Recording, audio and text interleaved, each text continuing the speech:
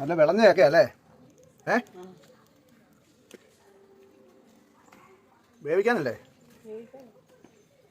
മീൻകറി ഉണ്ടല്ലോ, മീൻകറിയും ചക്ക വേവിച്ചു 4 മണിക്ക്.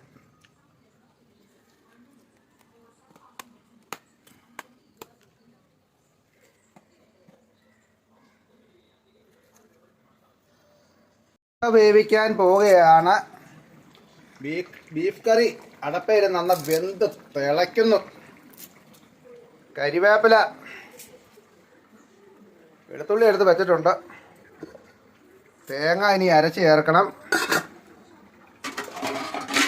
മീൻകറി ഇരിപ്പുണ്ട്, ഉപ്പുണ്ട്,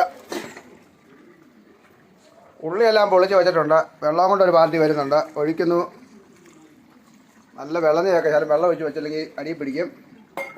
ഇറച്ചി ഇരുന്ന് തിളയ്ക്കുന്നു. ചക്ക വേവിക്കാം. ചക്ക 5 മിനിറ്റ് മതി. അത് കഴിഞ്ഞൊരു പിടി പിടിക്കണം. നേരം വെളുത്തപ്പോൾ തുടങ്ങിയ പണിയാണല്ലോ, ഇതുവരെ തീർന്നില്ലേ? ചക്കയെല്ലാം വേവിച്ചോ? ചക്ക വേവിച്ചതെല്ലാം റെഡിയായി. അടിപൊളി. ബീഫ് ഞാനല്ലേ കറി വെച്ചേ അല്ലേ? ഞാനാണ് ബീഫ് കറി വെച്ചേ. ഇച്ചിരി പറ്റാറുണ്ട്. പറ്റില്ലെങ്കിലും അത്യ വിശപ്പാണെങ്കിൽ വയറ്റ് കിടന്ന് പറ്റും. പിള്ളേർക്ക് വല്ലതും കൊടുത്തോ? അവർക്ക് വല്ലതും കൊടുത്തോ? നമ്മൾ കഴിച്ചില്ല, അവർക്ക് കൊടുക്കണം. കൊച്ചിനെ വിശക്കുന്നുണ്ടെന്ന് തോന്നുന്നു. അവൾമാർക്ക് വല്ലതും കൊടുക്കുക.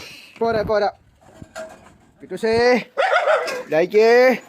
ഇവിടെ ചില പണിയായിരുന്നു. തരാം, 2 പേർക്കും തരാം. എപ്പോൾ തരാവേ? രാവിലെ ഫുഡ് തന്നല്ലേ, എന്തെങ്കിലും തരാം. കഞ്ഞിയേ ഉള്ളൂ, കഞ്ഞി.